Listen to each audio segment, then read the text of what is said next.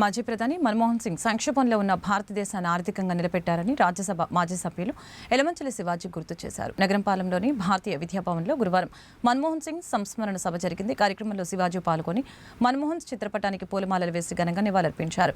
మన్మోహన్ సింగ్ మౌనముని అని ప్రశంసించారు. లక్ష్మణ్ రెడ్డి, వడ్లమాని రవి తదితరులు పాల్గొన్నారు.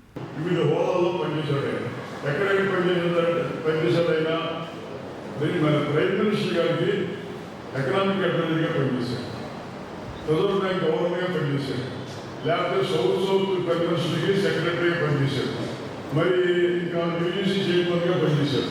ఇలాగ అనేక హోదాల్లో పనిచేశారు. పనిచేసిన తర్వాత 1991 ఏమైంది, మైనార్టీ ప్రభుత్వం, మరి పివి నరసింహారావు వచ్చారు ప్రధానమంత్రిగా.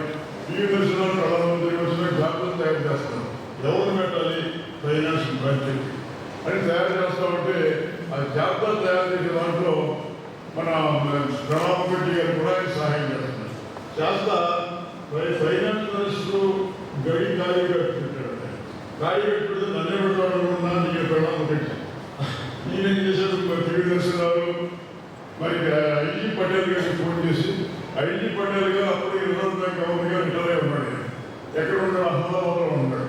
ఫోన్ చేసి, అయ్యా మీరు రిజర్వ్ బ్యాంక్ నుంచి రిటైర్ అయ్యారు కనుక వచ్చి ఫైనాన్స్ మినిస్టర్ ఉంటే మా ప్రభుత్వం సక్రమంగా నడుస్తే మేము ఆశిస్తున్నాం, తను రావాలన్నాను.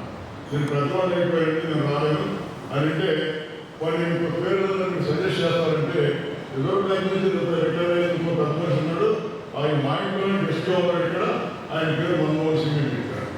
మన్మోహన్ సింగ్ పెడితే అక్కడ ఆ షాక్ అక్కడ కట్ అయింది. కట్ అయిన తర్వాత మన్మోహన్ సింగ్ ఢిల్లీ వచ్చారు. ఢిల్లీ వచ్చి యూజీసీ ఆఫీసులో కూర్చున్నాడు. యూజీసీ ఆఫీసులో కూర్చుని తీసేయాలని జనరల్గా వెళ్ళాడు. వెళ్ళి అర్జెంటుగా నిన్ను ప్రైమ్ మినిస్టర్ గారు రమ్మన్నారు, వచ్చేసి ప్రమోషన్ గారికి రావాలన్నాడు. ఇంకా ఒకరికి ఇంకొక జాతరలో ఉందన్నాడు. ఆ పడాన్ని కాదని చెప్పి మళ్ళీ ఢిల్లీకి నరసింహారావు ఫోన్ చేసి అప్పుడు గబగబా ఇంటికి వెళ్ళి బట్టలు మార్చుకుని వచ్చి ప్రమాణ స్వీకారం చేశారు.